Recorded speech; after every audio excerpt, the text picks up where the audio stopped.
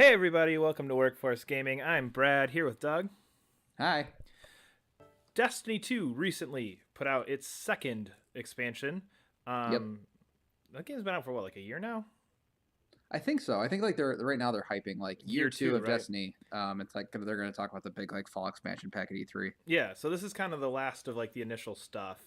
It Yeah. was called Warmind was the new DLC thing, and Doug, you jumped on that season pass, I believe, when Destiny 2 first came out, so you got to try this out. Yeah. I Um, don't buy season passes. I like playing Destiny with my dad, so I just bought the season pass because I just know I'm going to buy Destiny for the rest of my life, whether or not I think it's actually a decent game or not. I think it's a really fun game to play like cooperative. So yeah, I got the season pass. It's kind of funny because I remember the first expansion came, like when the first expansion pack came out, it got like 6 and 7s out of 10s, and I was like, oh no, I bought this thing. yep. And then I played it, and it was about a 6 or 7 out of 10. And then the new one came out, and then it got a bunch of 6 and 7s out of 10s. I was like, oh no, I bought this. And it's about a 6 or 7 out of 10, but it's just more Destiny. That's what Destiny Warmind is. It's just more Destiny.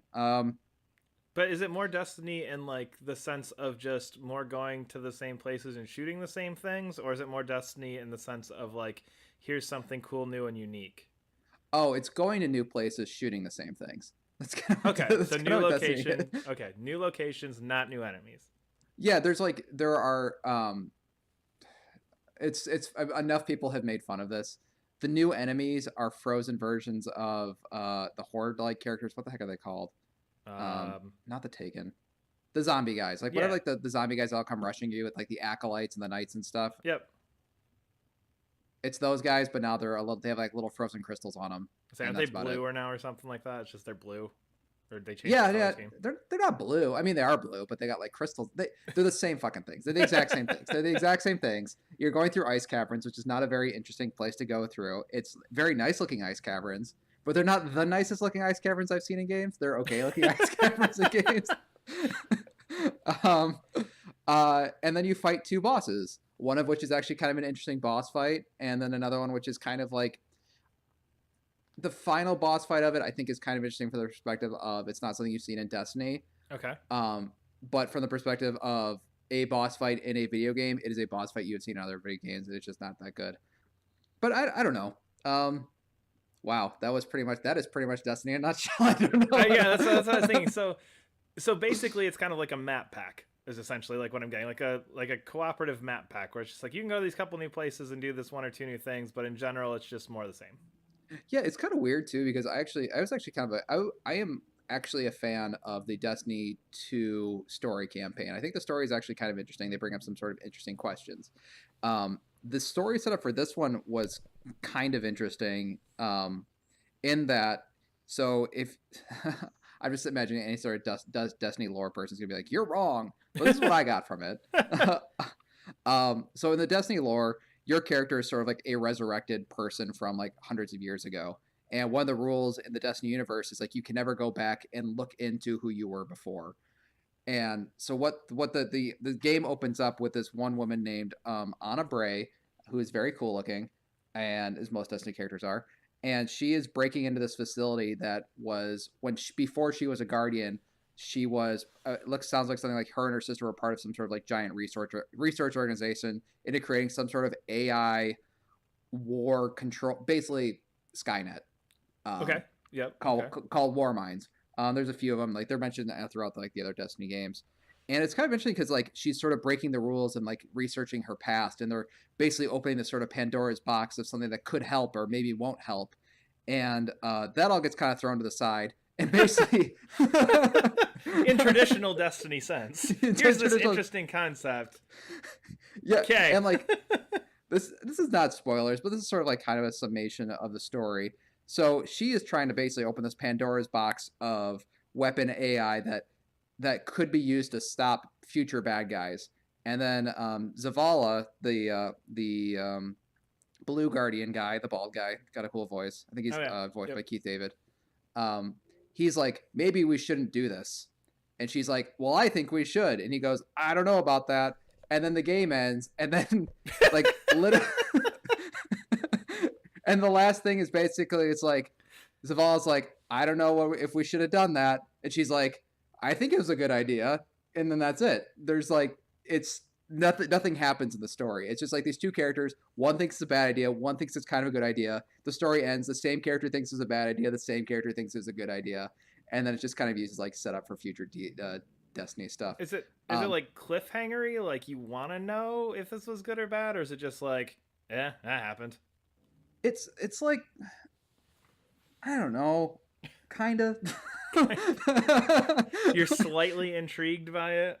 Well, no, the thing that sucks about like Destiny story stuff is it's sometimes it sets out these like little nuggets of something that sounds like it's going to be cool, Yep. and then then it's a very poor job of what actually happened. So when it gets to something that actually seems like it's going to be cool, like they're telling you this is cool, and you're like, I don't understand what happened to get us to this point or why this is cool. And yes, maybe I should go online and read some stuff, but I don't want to.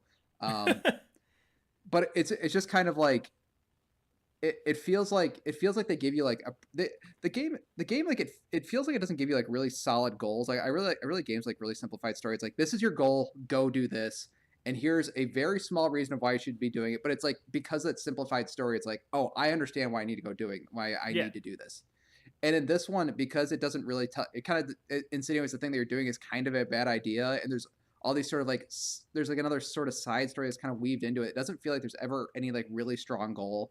The characters never really feel strong, and like most of the dialogue is like, "We should do this for humanity." Oh no, but this could hurt humanity. It's like, but I think it's good for humanity, and it's just like it's so annoying because it's just saying you're the best person ever, and we need to fight for humanity, and it doesn't feel like a clear goal at all. Um, And you're doing it to do it. Go do that.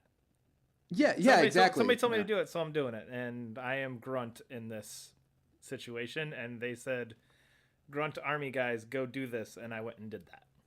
Kind of, but instead of just like actually I think that'd be kind of cool. But the Destiny storyline treats you like you're a god among men, even though there's a bunch of other people running around with the exact same power level as you. Um, so it's weird. It's like you are the only person who can do this. There's no such thing as any other guardians around. But the thing that you're doing doesn't quite make sense, and people think it's a bad idea. That's a that's not a fun storyline to go through. No. But I mean, besides that, I kind of went through it with my dad, and we had fun. Um, there's some other stuff too. There's kind of some interesting like little twists with I like some of the new exotic weapons.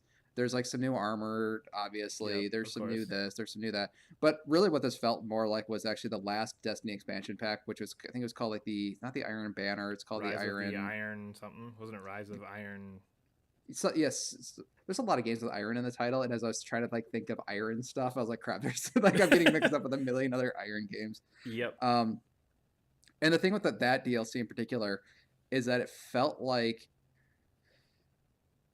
everybody else was clearly working on something bigger, which was Destiny 2. Yep. And this sort of felt like we owe them another expansion pack, so let's get that out so we can work on the big one. And like after this came out, there's never like an I'm sorry, but it was like clearly they weren't putting their best foot forward. It wasn't even as good as the DLC before, which it's in itself had a lot of problems. But it felt like okay, they're setting up for the Taken King expansion pack, essentially like that really big one that's yeah. coming up.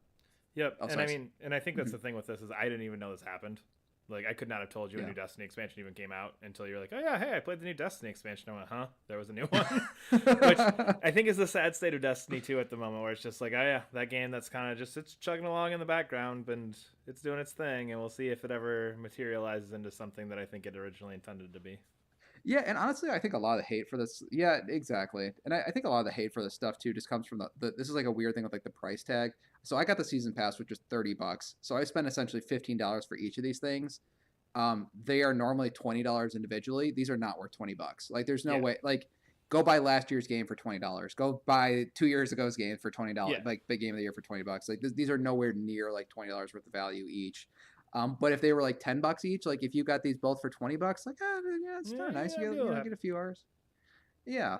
And it just feels like there's some sort of like weird value sort of thing. It just feels like it's sort of like they're never with these expansion packs. It never feels like they're adding new interesting wrinkles. They're just sort of just moving forward with the same stuff you sort of Yep. played before. You liked it. Here's more of it. Yeah, exactly. And like I kind of like Destiny 2, and I kind of like that there's more of it, and that's about all there is to say about it. And there's one cool boss in it. For $20, you get one cool boss. Enjoy. Yeah, and the story's never gonna go anywhere. Yep. unless you go read the books or Wikipedia pages or whatever else is out there. There's a lot. There's a lot Exactly. out there. Yes.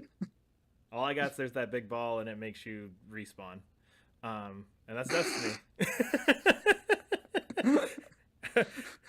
Pretty much. two games plus a couple expansions, and that's what I got. Anyway, if you like what you heard, you can follow us at Workforce Gaming on Twitter. Subscribe to us on YouTube or wherever else you're listening, and we will see you later. Bye.